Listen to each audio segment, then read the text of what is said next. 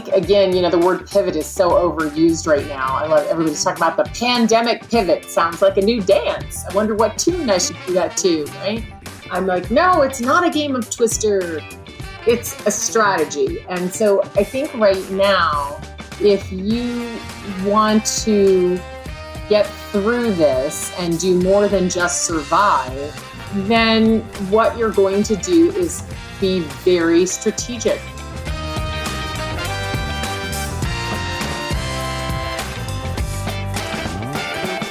Hi, friends. Welcome to the Sales Enablement Podcast. I'm your host, Andy Paul. Now, that was my friend, Alice Heiman. She's the CEO's sales coach, an award-winning blogger and writer, and a really fun speaker to listen to. And she's joining me today on Sales Enablement, episode 789, to talk about how to operate effectively in this dramatically altered sales landscape that we're all facing, both management and sellers. So Alice and I are going to dig into why managers need to go the extra mile to keep their sales teams intact, and what the penalties will be for you if you get stuck behind the learning curve as your markets begin to open up. We'll also get into why sellers need to stay super connected with their customers, and Alice will provide some recommendations on just how to do that. And we're going to have a discussion about sales coaching and why Alice believes that sales managers need to spend 80% of their time coaching their salespeople. All this and much, much more. But before we get to Alice, I want to remind you to subscribe to this podcast, wherever you listen to it. And if you subscribe, we'd certainly appreciate if you could also give us your feedback about how we're doing in the form of a review. So thank you. And if you haven't already connected with me on LinkedIn, please do. That's at linkedin.com/in/real Andy Paul. That's right, real Andy Paul. Beware of the fake Andy Pauls out there. All right, let's jump into it. Alice Heiman, welcome back to the show. Oh, I'm so happy to be here. We have so much to talk about. We do. First of all, how are you holding up? Really well, actually. I live in one of the most beautiful places. Some of you might know that I live in the Sierra Nevada mountain range. So I'm at 5,300 feet in the mountains, really close to Lake Tahoe. So I have a lot of beautiful places to get outside and take a walk or, just sit in nature. So that's really helping me a lot. Huh. Do you have a guest room? I do indeed. Now, if you know the secret password, you can actually get into that guest room. Okay, we'll talk about that afterwards. As I told you, we're getting ready to escape from New York. So, the mountains. Yeah, this would be the right place. Yeah. Come on down. I love it here. You will love it here. It is absolutely gorgeous. Love the Tahoe area. Okay. So, so I have to lead off with just sad news yesterday about one of our colleagues passing away. For those people who in the sort of follow what happens in the sales space, our friend Barbara Giamanco passed away. It's very sad. I really have no words. It was so sudden and unexpected, and such a wonderful human being who really just, her goal was to lift others up, and she did that. And she was such a huge proponent for encouraging women to come into the sales profession. And she was such a great promoter of women in sales and just a lovely human being. And she will be sorely missed. Yeah. Yeah. Very, very warm, very genuine, very generous. Always enjoyed having her on this show or being on hers or talking to her. Well, anyway, so your clients are mostly sort of small, mid-sized companies. How are they holding up in the midst of this pandemic? Yeah, it's interesting. So most of my clients are under $100 million in revenue. So, that's still considered a small company, right? And it's all over the board. I have 3 clients who were heavily impacted in a negative way. One sold some software items to the healthcare space, specifically hospitals and large hospital groups. And although their software is dynamic and amazing, the hospitals already have to report the thing that the software helps report. So it's not a absolutely needed item at this time when hospitals are just focused on procuring really needed items. So they Sure. got very heavily impacted, although they're doing a great job of staying in touch with the people that, they're selling to. And I know it'll come back, but that really put a damper on things for them. And Yeah, I was going to say one of the ironies that people don't understand is the big city hospitals, as well as all hospitals, but especially the ones that, like here in New York, that were filled to capacity with people suffering from COVID-19, is they were losing so much money, hundreds of millions of yes, dollars a month, yes, because doctors weren't seeing patients, they weren't doing elective surgeries, they weren't doing all the things that hospitals do in order to make right. money. So yeah, I can imagine trying to sell into that environment where the only thing they're buying are, PPE is pretty crazy. Pretty crazy. So, they're hanging in there. They were a company that's been around for over 30 years, really smart CEO. So, they're gonna make it through this, but they were obviously very heavily impacted. I had two clients in the promotional goods industry. Mm-hmm. You know, their livelihood is trade shows and In events events, yeah. and company stores. And so, people not coming into their offices, big companies like Google and Facebook and Microsoft who have these huge company stores, nobody's coming in, so Mm-hmm. no items to restock. And then events and trade shows canceled. And then anything that is non-essential, like, t-shirts and hats and fun things that have your logos on them, non-essential. So yeah, they were hit really hard. One of my clients was in a state where everything non-essential was completely closed down, and they had a facility where they brought goods in from China, and they got completely shut down. So I think they've laid off like 30% of their workforce, and they had people on the ground in China that they had to lay a lot of them off. And Hmm. again, really smart CEO, 60-year-old company. He purchased it from his dad. They pivoted as fast as they could to PPE items, Mm-hmm. personal protection equipment, and were able to procure that and get that out. But still, they lost so much business. But they're hanging in there. I mean, it's so amazing to watch these smart CEOs pivot and figure out how they're going to survive, and not just survive, but even some of them are going to really thrive. So, yeah, I mean, the rest of my clients are sort of in that middle place where they're doing okay, not heavily impacted. But I also don't work with anybody in one of those industries that's absolutely booming right now. So I Well, haven't seen that firsthand. yeah, I mean there aren't many, Zoom obviously, but Yeah, Zoom. yeah, unless you're a company that sells into companies that are trying to make that transition to remote work, it's tough, and even then, it's still hard. But one of the things that strikes me, I wonder what your take is on this, is that so often it seems like a lot of what's published, and we'll just use LinkedIn as sort of the standards, so much is published on LinkedIn, is that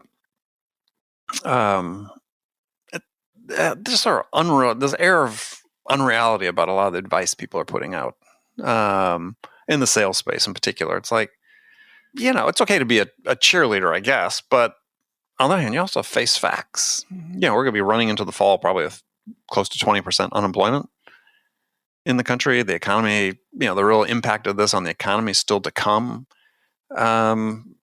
People need good advice about what to do to refocus, to pivot, to survive. I don't know if you've noticed that. It's just like I get sort of frustrated reading some of the stuff, because it's like, cheerleading people to make more calls, great, but that's not the whole story. It is very frustrating to see some of the advice out there. Making more calls. Oh, yeah. Sending more emails. Oh, who wants another email in their inbox? Hooray! I mean, come on. Salespeople do need to keep selling, but they absolutely do need to do things differently than they have in the past. And really, for me, it's not about what sales is doing. It's about what leadership is doing right now. So the CEOs and the leadership teams have had their heads down, trying to get PPP, a payroll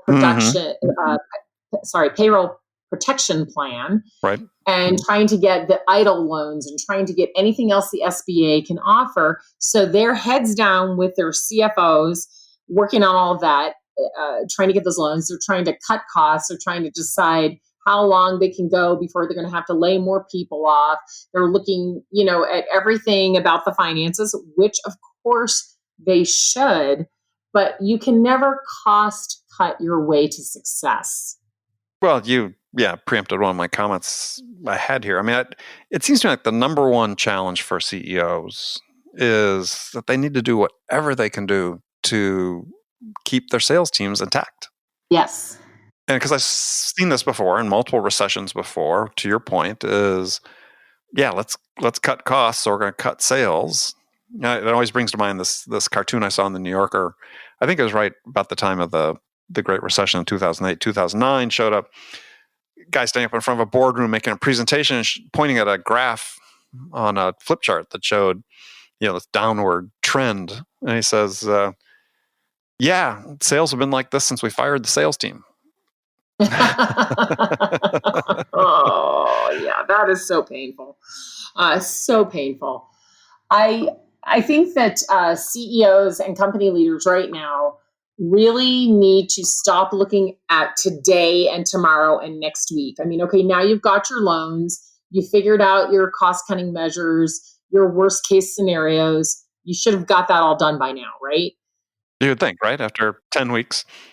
Yeah, it's time to look up and look ahead and start to think about what's going to happen third quarter, fourth quarter, first quarter 2021, and really start preparing for that.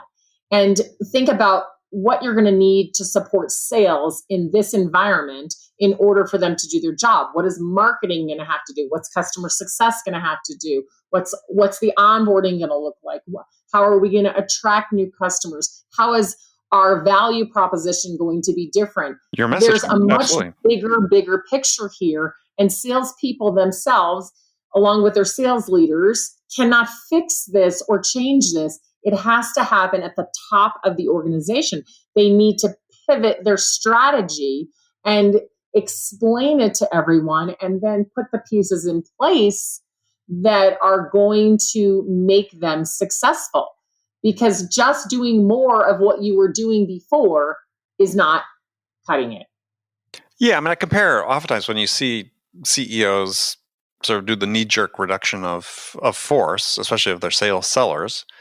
To me, it's sort of analogous to trying to like market time when you think the market's going to crash. Hey, I'm going to go all to cash, and then you miss the upside. Yeah, and I know some people who did that. Yeah, it wasn't so smart. Right. So, as a manager, you have to start keeping in mind that there's a lead time involved in this. And so if you're trying to time when I need to hire somebody, they have a learning curve. They got to get up to speed. If you've let your team go and you're trying to hire new people to replace them, you're going to pay a big penalty.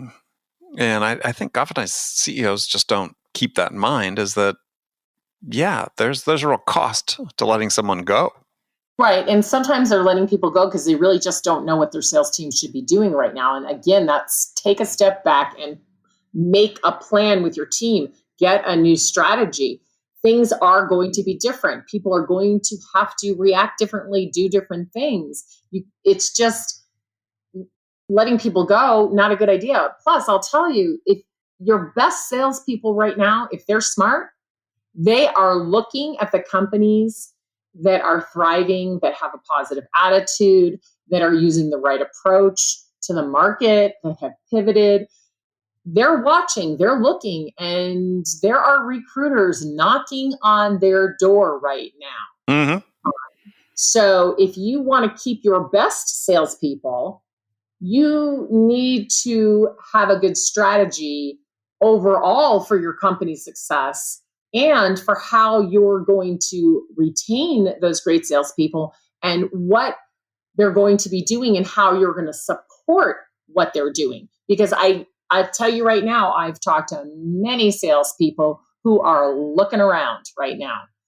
They're looking to go to companies who really care about their sales teams, who are supporting sales, who are pivoting, who are making new ways of doing things and really focused on customers and their success. The customer retention thing, you've probably been reading about that too. Mm-hmm. It's like, why is this a new idea? Oh, because there's a pandemic. We should retain our customers. This is a new idea? You're killing me, people. Yeah. I mean, we got to have a bigger conversation on a different topic, which is, I think how we should just blow up the way we manage and implement sales now and start all over, marketing as well. Right. Because, a couple of years ago, I was listening to this guy talk, and he said, he really boiled down to a company has two functions: acquire customers, retain customers. And so why don't we just organize everything around that? Those functions. So what would sales and marketing look like if their function was acquire? You said acquire. Not sales, not marketing, acquire customers. If we put the focus on the customer, we always win. So it's, how do we acquire customers? By helping them do something that they really want to do that's going to make their business better, or it's going to stop a problem that they have so that they can make their business better, or it's going to stop some bleeding so they can make their business better. Mm-hmm. And in any and all cases, whatever you can provide to support them, it's going to make the world better. So imagine if we focused on that. But then everybody who's not in sales says, "Oh no, our primary focus is on building a superior product." Yes, you could say that, but why do you build a superior product? So that you can acquire customers. And retain customers. It's back to that. It just depends whose opinion or whose point of view you're looking at. But yeah, we got to acquire and retain customers. And the entire company must be focused around that. And I just see so many companies that are not. All right, we'll have to make that a separate episode, because I have still a couple questions about how somebody should navigate through this particular point in time is, and oftentimes people think, well, we're going into a recession, everything's going to suck. And the fact is, everything doesn't suck, right? I mean, yeah, we're going to see a really significant hit to GDP. It's not going to be like a normal recession. We're dropping, 1.5 or something. It's going to be a substantially larger drop in the second quarter. But nonetheless, it'll probably be, obviously better in the third and the fourth. There's always opportunities in a recession. I mean, there are, you have your existing customers, but maybe they have problems that are made worse by the recession. So how can you help them solve that? Maybe there's a subset of customers you haven't really targeted that, again, their problems become more acute during a recession that they need to solve. They can't wait until the recession's over to solve them. You just have to get creative and strategic about that. Yeah, I think, again, the word pivot is so overused right now. I love everybody's talking about the pandemic pivot. Sounds like a new dance. I wonder what tune I should do that to, right? I'm like, no, it's not a game of Twister. It's a strategy. And so I think right now, if you want to get through this and do more than just survive and cost cut and hang in there, then what you're going to do is be very strategic. You may look at new markets that you haven't served before. You may look at serving the same markets in a different way or with a different product. So you may look at product development. You may look at merging with another company that together you could be better. Or maybe now is a really good time for you to acquire another company or two or three and bring them together, reduce overhead, gain more clients and more products. So again, the leadership of the company, the sales team can't make those decisions, right? No. The sales team can go execute the strategy you provide. So the leadership team has to get together and decide, all right, first of all, let's remember why we exist. As Simon Sinek always talks about, the why, right? Why do we exist? Mm-hmm. Has that changed? Why? Why do we exist? Okay, if the why is the same, and it usually is, then you go to the what and how. So what do we do and how do we do it? If our why stays the same and we're passionate about it, and we all believe in it and can get our team to believe in it, then we just say, well, we still have the same why, but now we're going to change our what and our how. So let me share that vision with you so that you can come along for this ride and together we can all thrive. That's what I believe has to happen right now. And when the sales team can buy into this and still understand that we haven't changed things completely, we still have the same why, but we're gonna do these things differently, and here's how we're gonna do them, and here's how we're gonna support you. Then the sales team can get on board and really go do what you want them to do. Well, I think there's also an issue or not an issue, challenge, let's say, is that, yeah, it's a perfect time as you're looking to some things you were talking about is, what are the opportunities that could potentially exist for us? And it could be, problems we're going to solve that get worse during a recession, or our customers have these that become more acute. Or I think the biggest opportunity of all is what can we do that supports sort of the inevitable structural changes that come about as a result of COVID-19, which, it could be how buildings are built, how you facilitate and structure and build out offices. I mean, it goes all up and down the chain. Open right? workspace is going away. There's no more such thing as open workspace anymore. That's gone. But it has impact up and down the supply chain so I think there's a huge amount of opportunity, again, about being strategic to say, all right, well, what role can we play in that? What do we think it's going to be? We don't know for sure, but what do we think it's going to be? The impact is going to be with the reasonable chance of it taking place. Sort of find where the money is going and follow the money. Right. And this sort of plays back this idea is that, and Anthony Iannarino, our friend, talked about this in some blogs he's written recently, is like helping the economy get back started and come back. That's a purpose, right? There's a purpose we all have as sellers, because sellers they start it all, right? Nothing happens till an order gets taken. I think you can animate your sales team with a sense of purpose. It's to the point you're making about getting everybody on board with the vision. If the vision has this idea of helping, I think it makes a big difference. I think it does, especially right now. People are feeling kinder and more compassionate, and we should capitalize on that. No. Have you been on Facebook recently?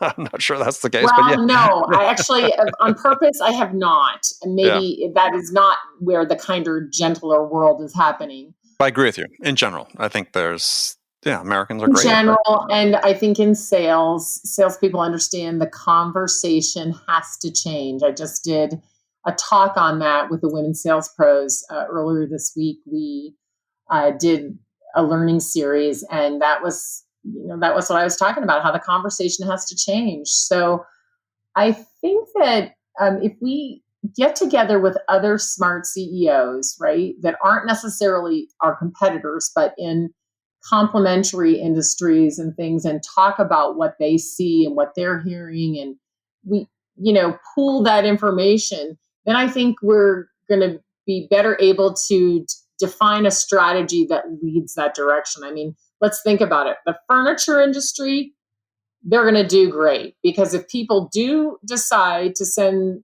their workers back to an office building, the infrastructure they have internally is no longer going to work. Like I said, the open workspace is gone. So now you're going to have to buy something to divide people up, keep them apart a little bit more. You're going to have to change things. So that industry is going to innovate and do very well.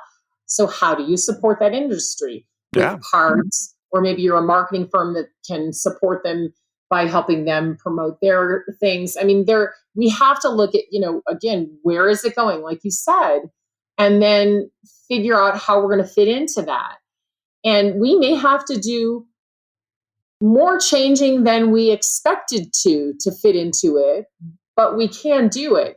The thing that worries me the most is CEOs who are sort of like taking off in a direction because they want to hurry up and do something without thoroughly thinking it through. Mm-hmm. And maybe that isn't really the best direction. And that's why I say, gather some great minds, in the room somehow, get a mastermind group, join something like Vistage or EO or WPO, get where the other smart CEOs are gathering and talk together about it, so you don't go off in a direction that, oh, sounded good for a second and a half, and I just spent all this time and money, and it turns out it's not really a good direction.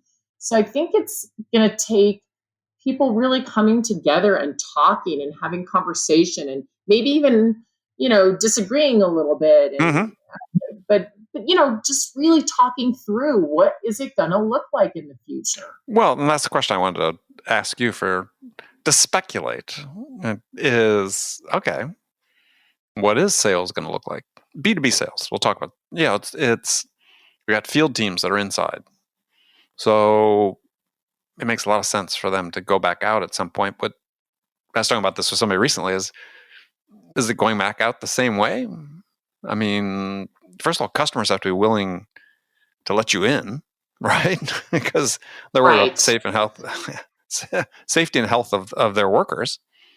And yeah, it's like all the offices are going to have plexiglass barriers when you walk in, I'm sure. If you're a salesperson, it's just going to be so different, right? Are they going to want to be face to face, or are they going to say, well, I'm actually more comfortable if we just keep on doing Zoom? Now, it's interesting, your thoughts on those type of things. Yeah. Well, I feel like I'm so unsure, but here's what I think is going to happen. I mean, it's just really hard to guess. Oh, I know. We're not going to hold you to it. Yeah, no, it's okay. I believe that people do want to be with other people. Me too. And as long as they feel safe, they'll do that. So, I am big in the events industry also, and everybody, I'm listening to everything and learning from everyone what they believe is going to happen. There's a whole group that's gotten together, a consortium to lobby to lobby the legislature and whoever else they're lobbying to let these big events come back. And, people do want to gather. They want to see you one-on-one. They want to see you face-to-face, in big groups and small groups. They want to network. True. But here's a few things that I think are actually really awesome that have kind of come out of this. So, for example, live events, some people simply just cannot attend. Either their company won't pay for it, they have no one to take care of their family, they are afraid to fly. I mean, for a bazillion reasons, there are a lot of people who cannot attend live events. So now when we put that same content online and do it really well and provide the networking and all those other things, there is a whole group of people we were never able to reach before that we can now reach. They still may stay quietly there and not do the networking and stuff because maybe they didn't go to the event because they're an introvert or something else like that, but they still get now to have that opportunity to take in that content, which they didn't have that opportunity before. For whatever reason, they didn't attend. Now they can attend. So you have all the people who would have attended live, plus all the people who didn't attend when it was in person. So that's a huge opportunity. In the same way, I think with selling in the complex sale, I had the opportunity to go visit on site and maybe see some things that I couldn't see before, but they can still give me a virtual tour. And in a complex sale, there are lots of different people I need to meet with and get to know and build relationships with and understand and know their wins and all of that. And they might have been globally dispersed. So it was sort of unequal because I would go visit one location and get to see some of those people, but I wouldn't get to see the others. They would have to dial in anyway, either on a conference call or whatever. Now, everybody's on equal footing. We're all globally dispersed and on the same online meeting, right? So I have more of a chance, I feel, to be equally building a relationship with all of them because it's more equal footing. I'm not here in this location and I got to go golf with these three, but the four who aren't at that location got left out of that because they didn't fly in for that meeting. You see what I'm saying? Well, but I also see it that yes, I do, is that you still, though, would want to go out and meet with the people you could meet with if it's possible. I mean, I do. If they'll let you in. Yeah. I think one of the transitions for sales teams is, and this is true actually for teams that are almost exclusively inside, is they have to embrace this concept of judicious travel, right? And which means we have to make decisions about which opportunities and at what time, at what stage of the process that it makes sense for us to go be present, because that's going to make a difference. If we do it at the wrong time, it's not going to make a difference. If we do it at the right time, it makes a difference.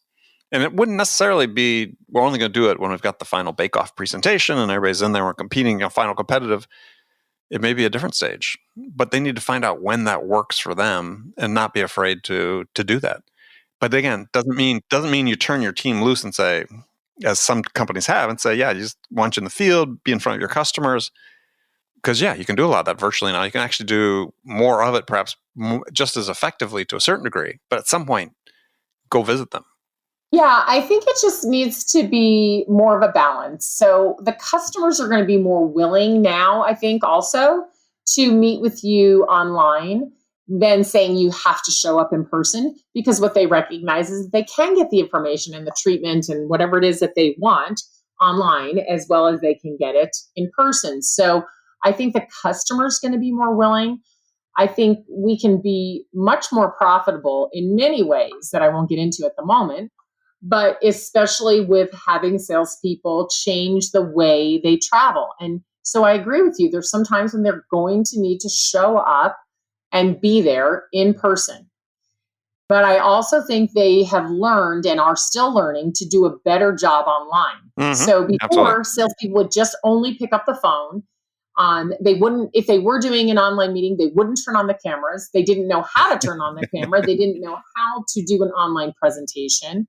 Now, most outside salespeople and the inside salespeople are learning to do a much better job using all these wonderful tools we have to communicate via video, to use video email messaging, to use Zoom and other tools like that to have a meeting and to prepare presentations that are interactive online so that they can do a better job. So I think that's one of the wonderful things that's come out of this. Everybody's having to learn how to be in front of a camera and how to present in front of a camera and how to make a presentation that's interesting to deliver online. So now they'll know how to do both, and they'll do both effectively, so we can be more choosy about when we spend money to go out to be with customers, and we can maybe even spend our time with customers differently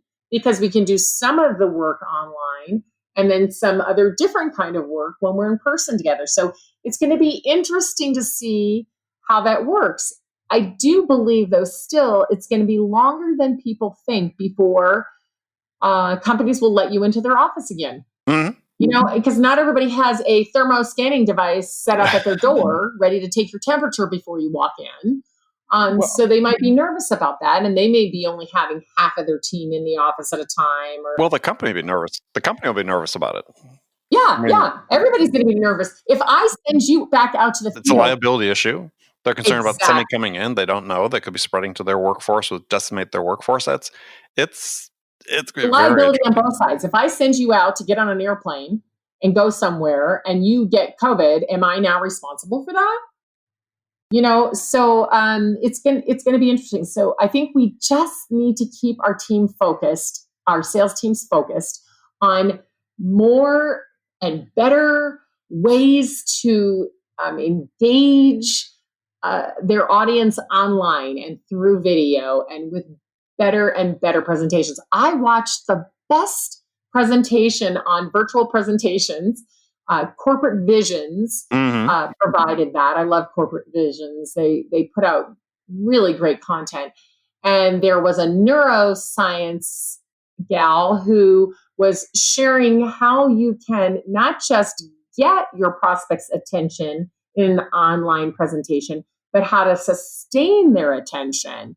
And she had lots of great ideas on how people can do that. And that's the kind of thing we need to be teaching our sales teams right now. Well, any tips from the presentation? Yes. One of the presentation tips was to put fewer things on a slide, which salespeople are notorious for piling it in. And then to get the eye to go to the thing you're most interested in, you can either use an annotation tool or an automation to zoom in on that thing that you want people to look at.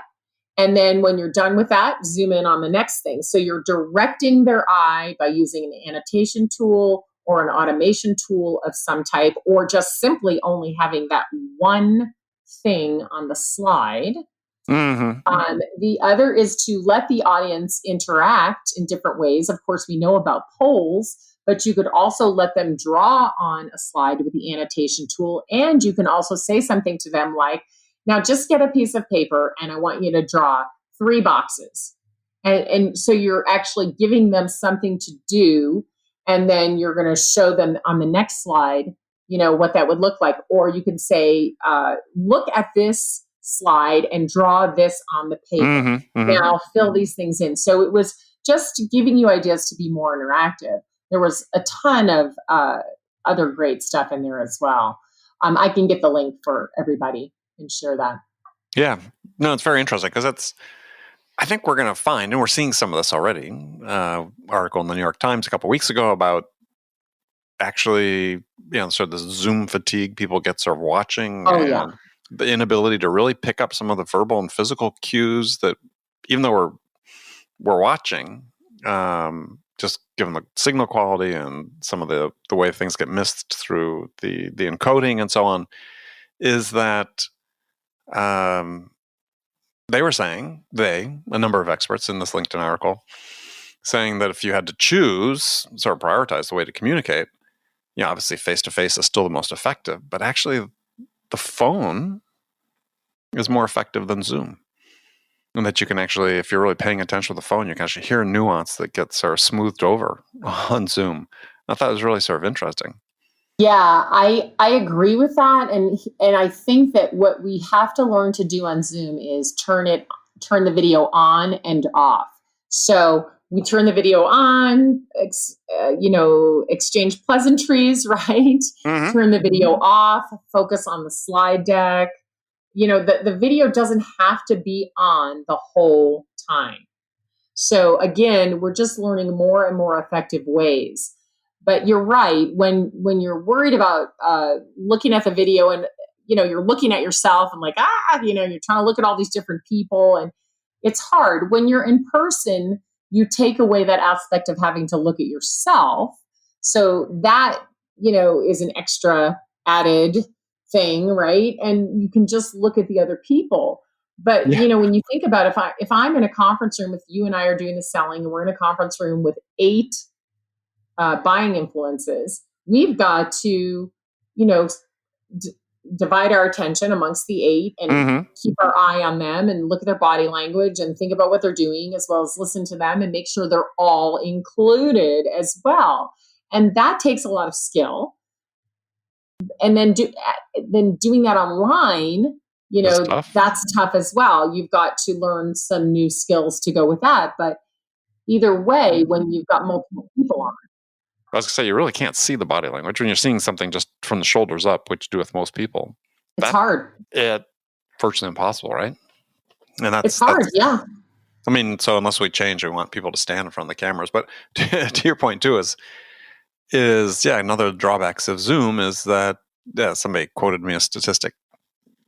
I presume some validity to it, I don't know, but it sounds about right. Is you spend roughly a third of a Zoom call looking at yourself. Yes, and that is very fatiguing. Well, yeah, especially with my hair so long. But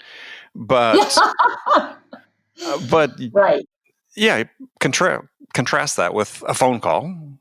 You're not spending any time really thinking about yourself or looking at yourself, or an in-person meeting. You're not missing that 30%. What do you miss in that 30%?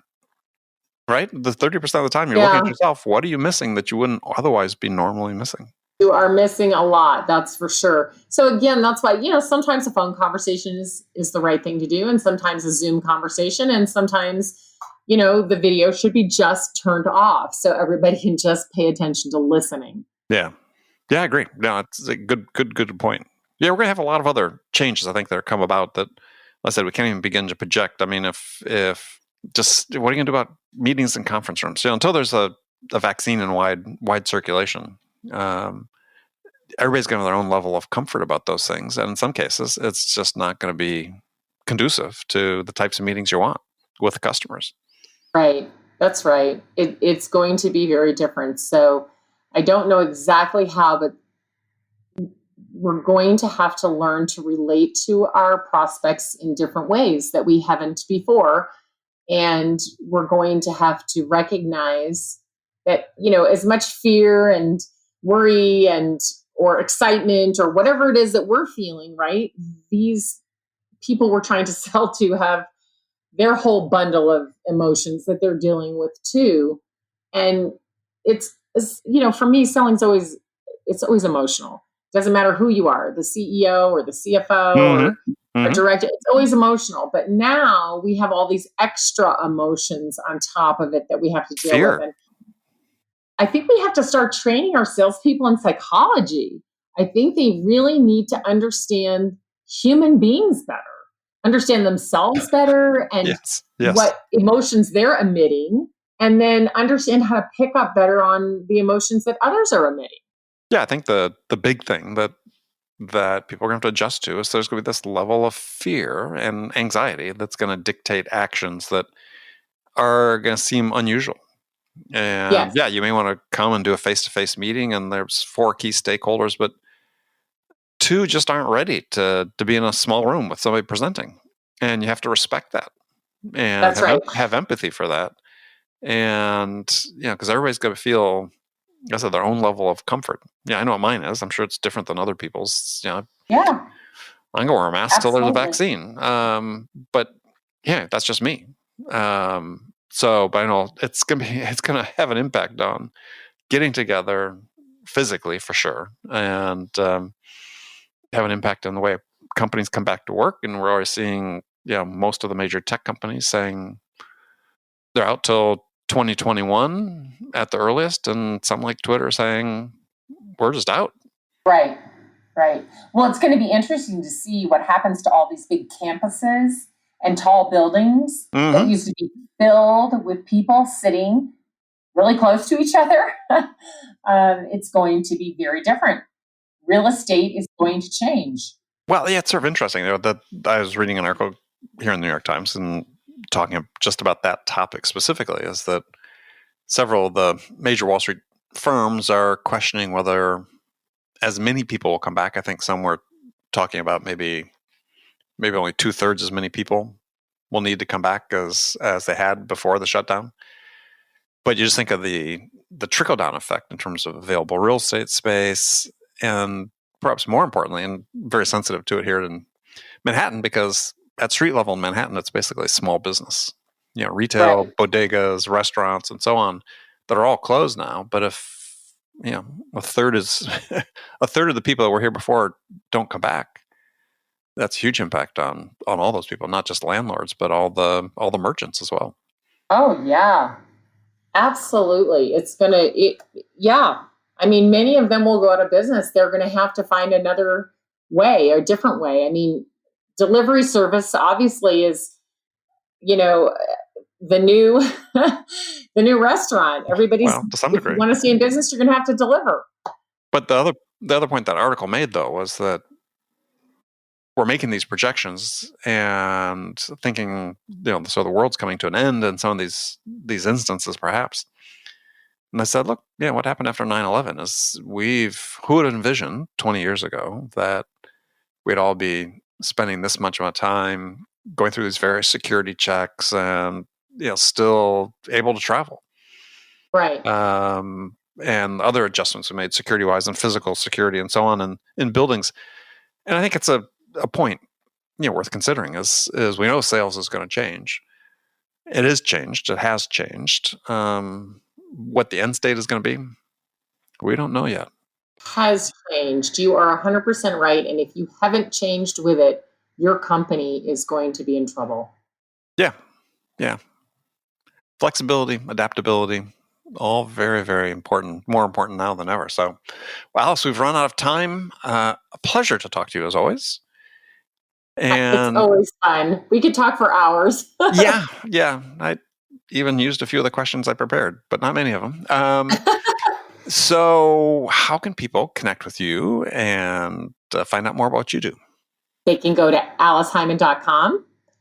And of course, I love to connect on LinkedIn, and you can easily find me there. It's Alice Heiman.